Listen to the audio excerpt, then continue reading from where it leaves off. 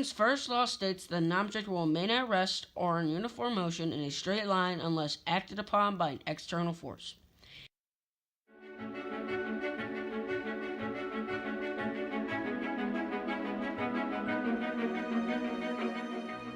In our first demonstration, we have a minecart going into a wall and stopping.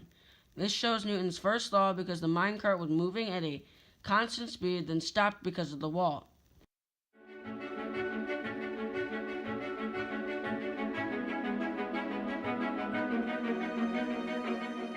As you saw before, the TNT cannon, one of the TNTs was still, and because the 3 other TNTs made that one TNT go flying, that's the first law, because an object stays at rest until acted by another force, and that TNT explosion was the other force that launched that TNT up into the air. A misconception that people have is that everything that moves will eventually come to a stop. But this is not true because in Newton's first law it states that everything will keep moving until an external force is applied to it. So the definition for Newton's second law is that for all objects' forces, force equals mass times acceleration. So the cow has more force and knocked back the chicken because they might have the same acceleration, but the cow has more mass and mass times acceleration, so the cow will have more force and knock the chicken backwards.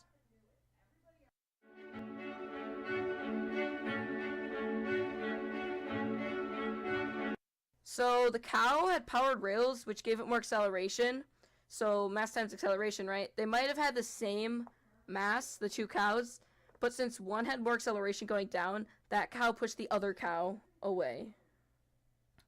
So a common misconception for the second law is that some people might think that mass times acceleration is actually weight times acceleration, but that is incorrect. You will get the wrong answer if you do weight times acceleration. Make sure to do mass times acceleration. Alright, so the definition for Newton's third law is that for every force, there's an opposing force acting against it.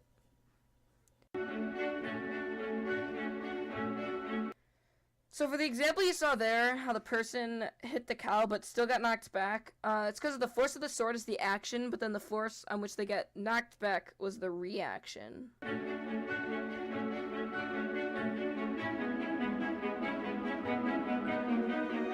So for the piston example, the piston pushing the block was the action, and then the block pushing back on the piston was the reaction.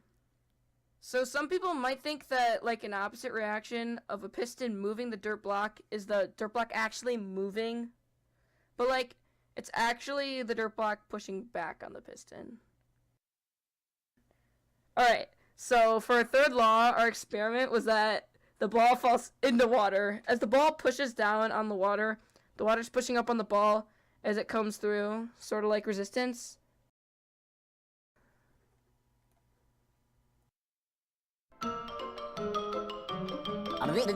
That's all, folks.